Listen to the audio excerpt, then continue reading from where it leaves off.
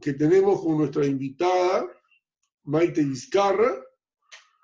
La mayoría de ustedes, ya por las comunicaciones anteriores, saben que Maite es una pionera, a pesar de ser tan joven, una auténtica pionera de lo que podríamos llamar el proceso de digitalización de la sociedad peruana. La conocí yo hace como 20 años en la presentación de un libro. Ella fue editora en la Universidad Peruana de Ciencias Aplicadas, ¿no? Fue un libro en el área de comunicaciones.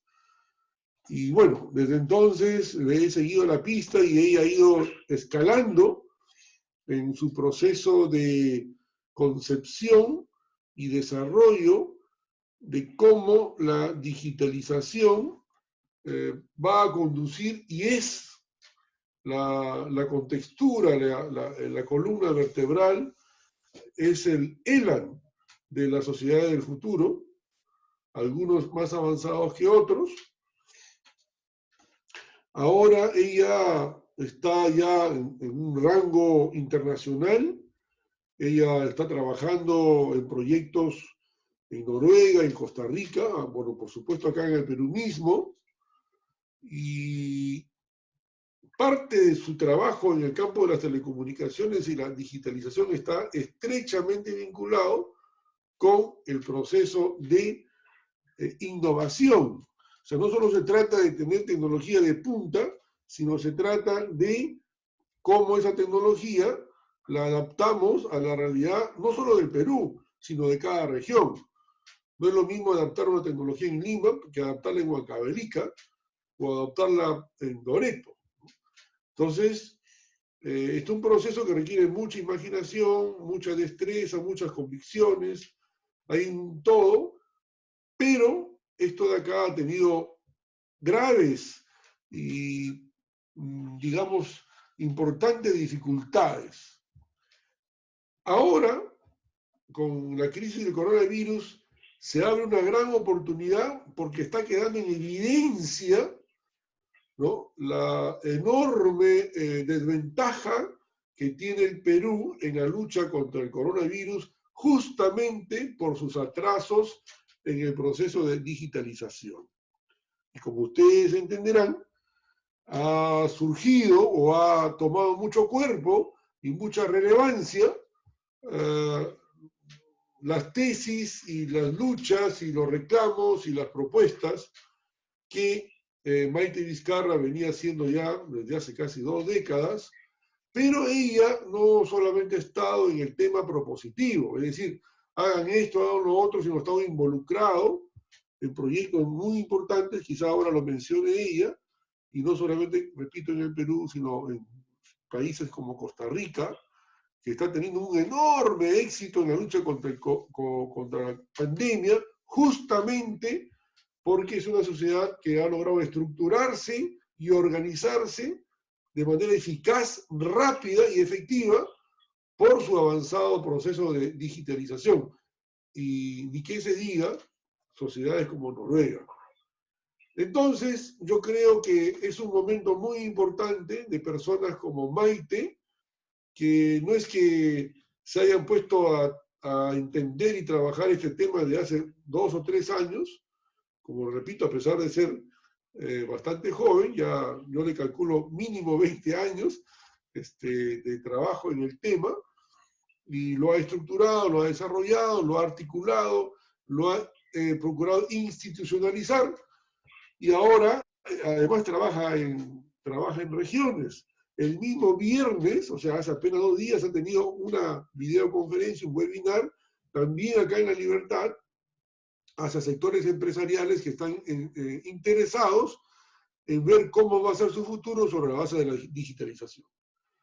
Bueno, Maite, entonces, como primera pregunta... Hola Alejandro, ¿qué tal? Un Tú. saludo para todos y gracias por en verdad, generosa presentación. No, en efecto, debo tener 20 años más o menos trabajando en este asunto. Obviamente no tengo 20 años, pero Pero de todas maneras, muchas gracias. Para mí es un gusto enorme estar contigo y con todas las personas que nos acompañan ahora y en diferido. Y nada, estamos para conversar. Como bien has dicho, este es un momento muy crítico, no solamente para el Perú, sino para la humanidad. El COVID-19 es lo que la literatura califica como una disrupción, en el sentido en que es un fenómeno que no habíamos previsto, que no se puede prever, pero que además irrumpe con una violencia tremenda, quebrando todos los sistemas y las formas de conducta y estructuras que hemos conocido, ¿no? Y eso amerita que las respuestas que tengamos como sociedad, en este caso como región, sean muy rápidas y muy audaces, porque los parámetros y, digamos, las ideas que construyeron el pasado, porque ya es el pasado, hace 3 meses nomás que hemos vivido, ya no es el mismo, será otra situación. Y en ese análisis, la digitalización se está convirtiendo. Yo hacía un símil en uno de las columnas que publico en La República. Se va a convertir en el respirador artificial para muchas industrias y para la economía de no solamente del Perú, sino del mundo, ¿no? Así que estoy a tu disposición para charlar.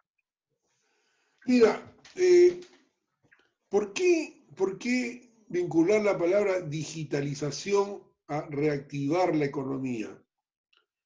Porque hay sectores de la economía que no van a necesitar reactivarse.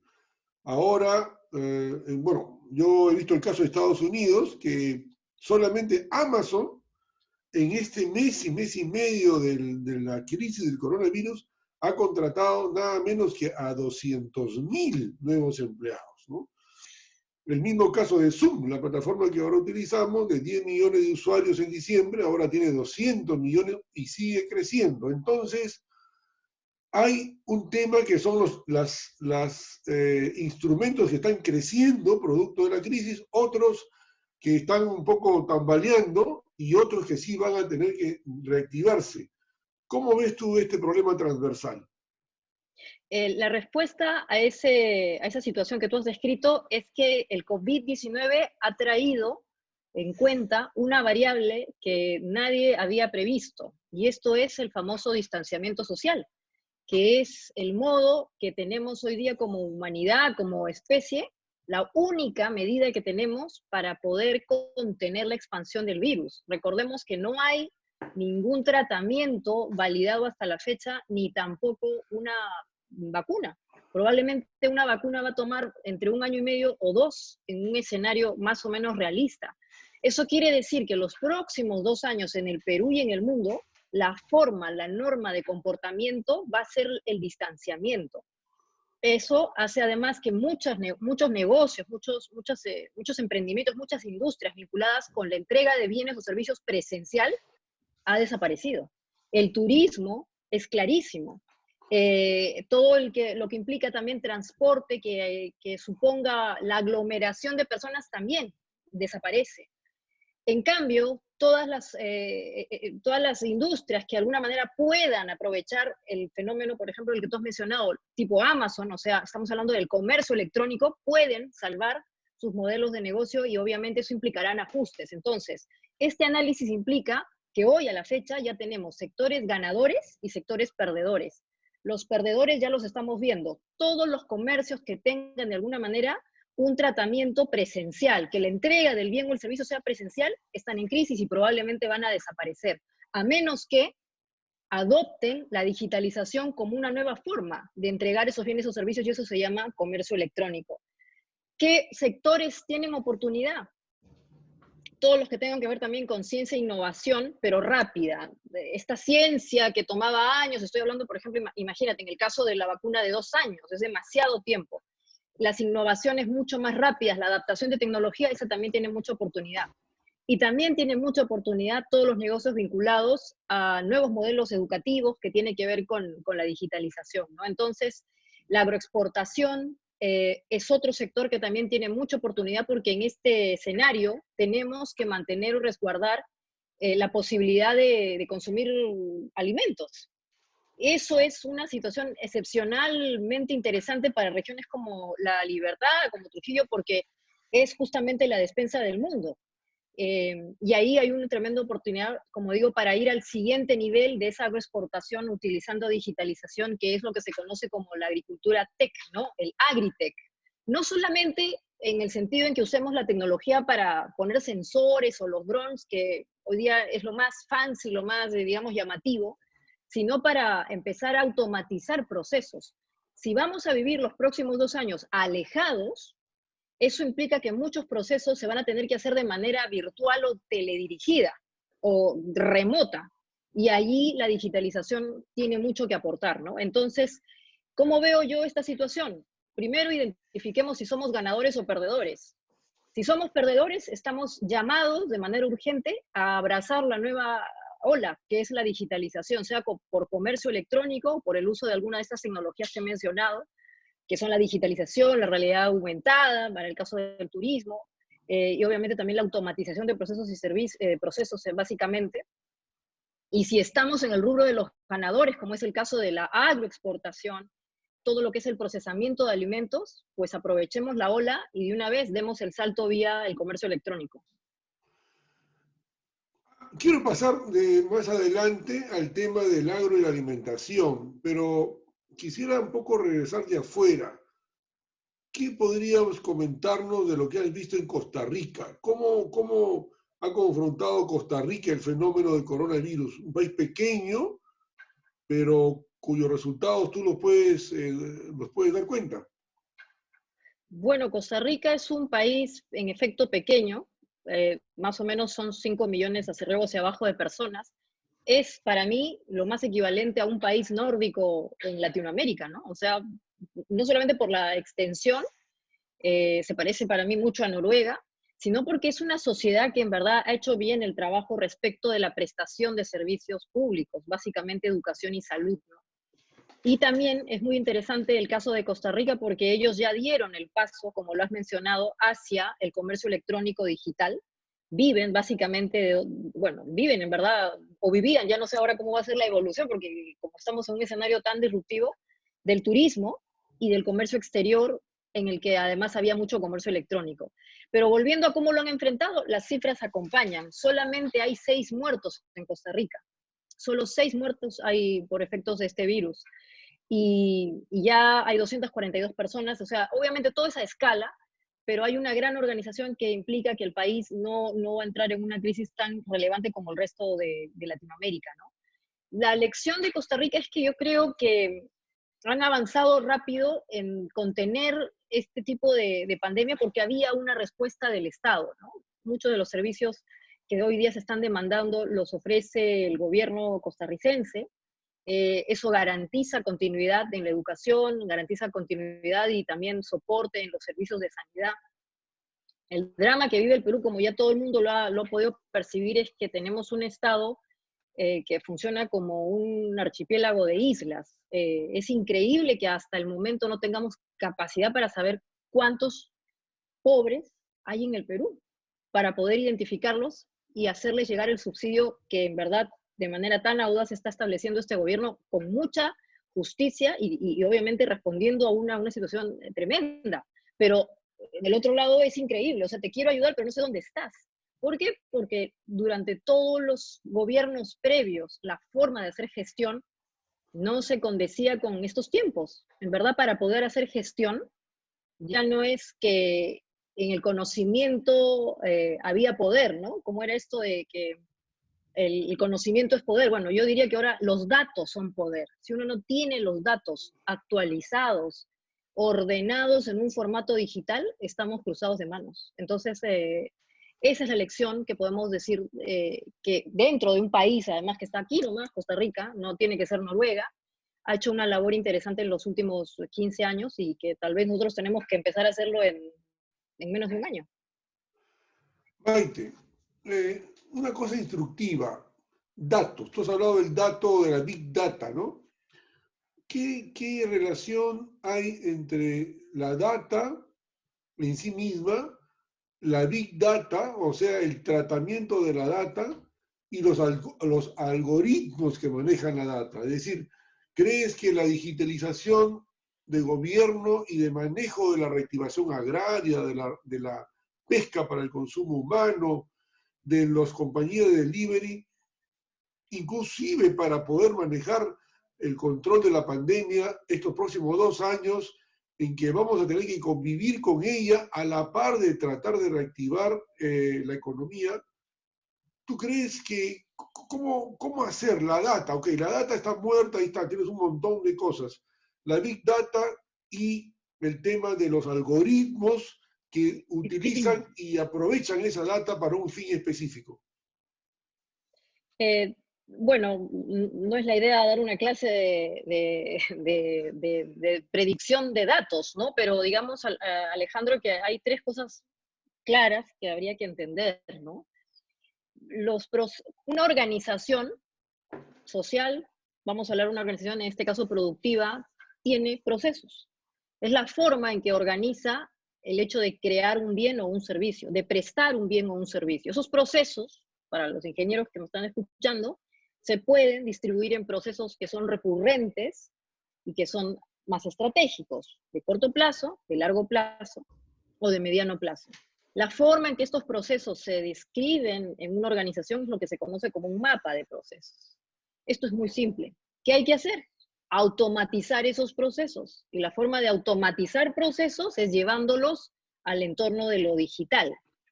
La cosa más evidente es olvidarse del papel, el cero papel, el paperless, que este gobierno ha usado tan frecuentemente cuando quiere mostrar que ya entró a la lógica del gobierno electrónico. Pero eso es un cambio cultural enorme, porque dejar el papel físico y entrar al documento digital va a implicar que muchas posiciones desaparecen. En una cultura tan burocrática como la de Latinoamérica y particularmente del Perú, en donde incluso está el famoso papelito manda, hay pues una necesidad de hacer control vía lo físico. Entonces tiene que haber un cambio mental para entrar a la lógica de la automatización de procesos y a partir de ahí de los documentos digitales. Un documento digital es distinto a un dato. Un dato es todo ese recorrido que hace este documento digital, pero en verdad archivos que pueden ser video, audio, etcétera, en las distintas redes de Internet y nuestras propias redes.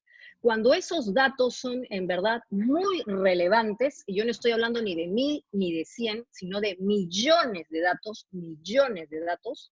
hablamos de la Big Data. Antes no. Entonces, no podemos hablar de Big Data teniendo 100 o 1000 datos. Bases de datos de 100 o de 1000 no es Big Data. Big Data es millones y millones de datos, que es lo que recién con estas medidas tan extremas que está tomando el gobierno, probablemente va a empezar a construir. Pero no sé si ese será en este momento el objetivo, ¿no? En este momento estamos en una guerra. La señora Massetti ha hablado de que estamos en una guerra típica y yo la acompaño en ese razonamiento y no estamos para hablar de cosas muy sofisticadas, pero digamos que cuando esto ya haya menguado, haya pasado a una etapa, esto se sabe, ¿no? Hay la famosa curva, el valle y curva y valle. El comportamiento del COVID a nivel global es eso, es un baile entre una curva y un valle, una curva y un valle, esperando que las siguientes curvas sean en verdad pues mucho más atenuadas, no lo sabemos, ojalá. Pero en ese comportamiento lo que hay que hacer es tener respuestas claras, ¿no? Y Big Data ahorita no tenemos, no sé si en verdad el gobierno también esté para pensar en hacer el Big Data, pero esa es la diferenciación. Ahora, ¿qué podemos hacer desde el lado de las industrias? Empezar el proceso de automatización, trasladar el papel al digital. Y eso además implica, como estoy diciendo, un cambio cultural enorme, enorme, enorme, porque hay que asumir que muchos puestos van a desaparecer. Y eso implicará también saber qué capacidades vamos a poder crear en esas personas que se van a quedar sin trabajo o a las que vamos a tener que reconfigurar. De hecho, el COVID ya lo está haciendo, porque hoy día los niveles de despido son altísimos. ¿Cómo van a entrar? ¿Cómo van a replantear su vida laboral post-COVID? Es algo que de alguna manera iba a hacer la digitalización y que ya lo hizo ya en estos tiempos, ¿no? Eso es una disrupción, pues justamente todo lo que habíamos previsto hace 2 años ya se está produciendo hoy. Y hay que tener respuestas claras, ¿no? Vámonos ahora a Huamachuco, ¿no? Ya estamos acá, bueno, buena parte de los que nos están escuchando son liberteños o que hay gente de otros lugares. La agricultura, ¿cómo puede dar un salto tecnológico la agricultura con la digitalización?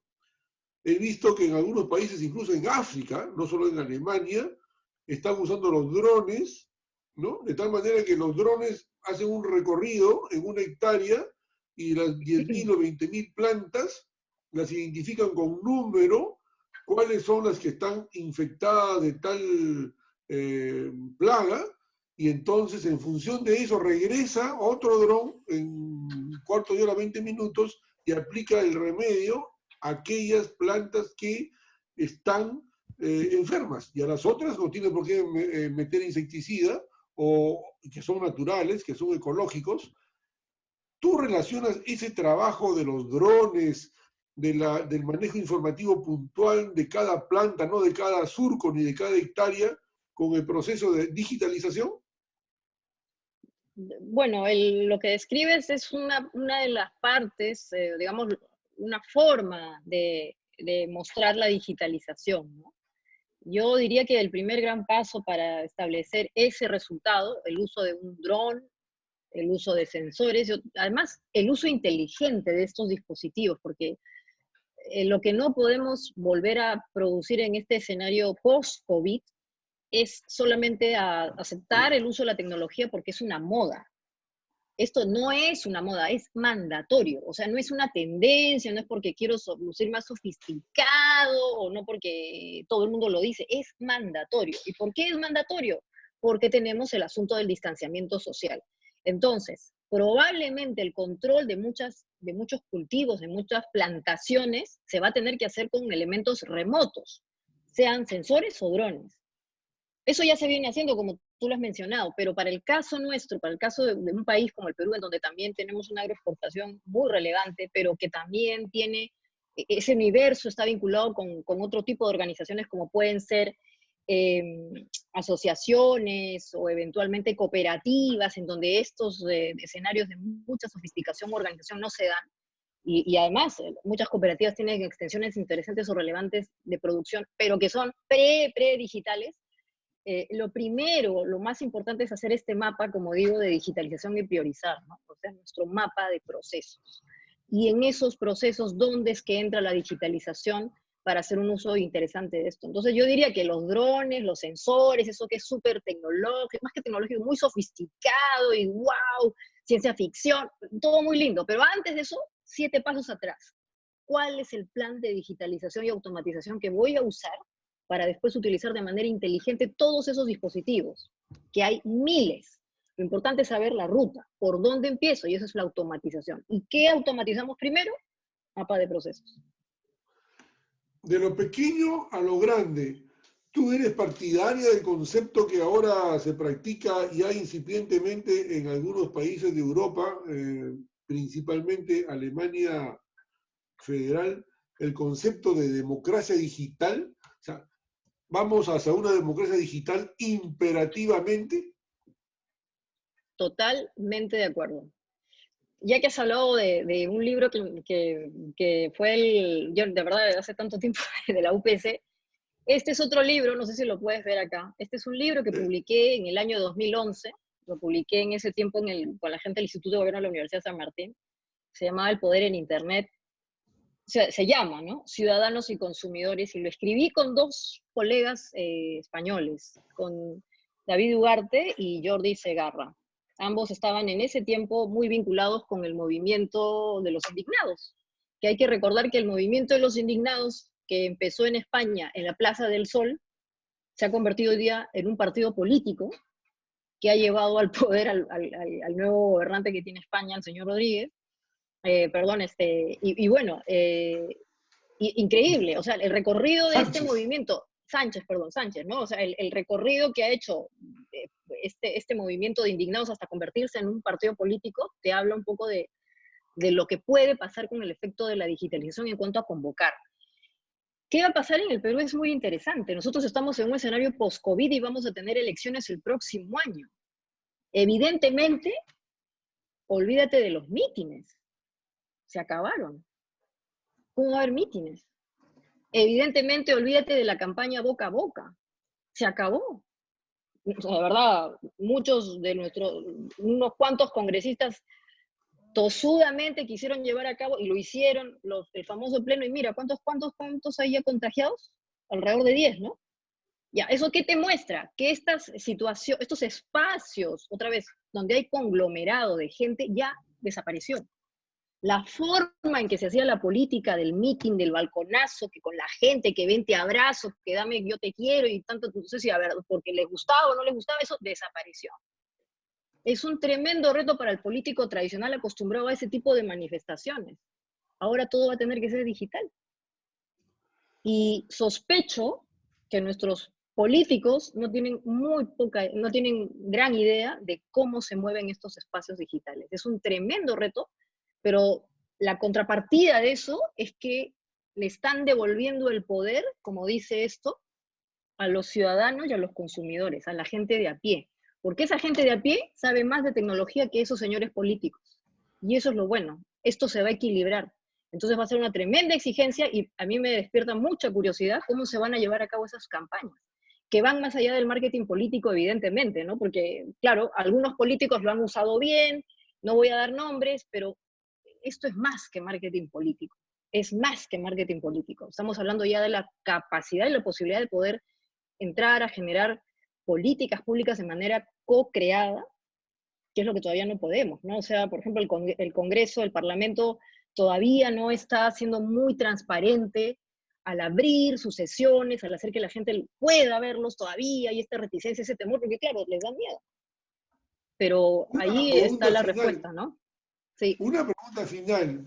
¿Estás a favor de que tanto las elecciones internas de los partidos para elegir sus candidatos al Congreso y a la presidencia de la República y las mismas elecciones generales del próximo año, tú ves técnica y socialmente posible que se hagan a través del voto electrónico, a través del voto a distancia, no necesariamente presencial? Eh, Mira, yo no sé en qué nivel está el asunto del voto electrónico en el Perú. Tendría que hacer una actualización de cómo está eso, ¿no? Si se ofrecen garantías de un proceso que cumple con estándares internacionales desde lo técnico, no habría por qué no hacerlo. Pero no tengo hoy día a la mano conocimiento de cuál es el estándar, qué tipo de medidas de salvaguardas están utilizando, eh, técnicas sobre todo de respaldo. Recordemos que acá tiene que haber un backup en ese tema. O sea, probablemente si fuésemos a ese escenario sería no parcialmente como en el caso del Perú entiendo ser realizado, ¿no? Porque lo que ha habido en el Perú es el uso del voto electrónico parcial, no en toda la población. Eventualmente llevarlo a cabo a nivel nacional implica ciertas exigencias de acceso a Internet, etcétera. No lo sé, como te digo, no lo he visto bien, pero si se dan las garantías necesarias, técnicas sobre todo, yo creo que no habría ningún problema, ¿no? Además, además creo que hay una veeduría de mucha gente, instituciones que podrían hacer esa veeduría. Maite, la pregunta final, se nos acabó el tiempo. ¿Qué mensaje nos das a los trujillanos y a los liberteños respecto a reactivar y confrontar el futuro con la digitalización? El mensaje final, Alejandro, es que estamos ante un escenario muy, muy, muy retador.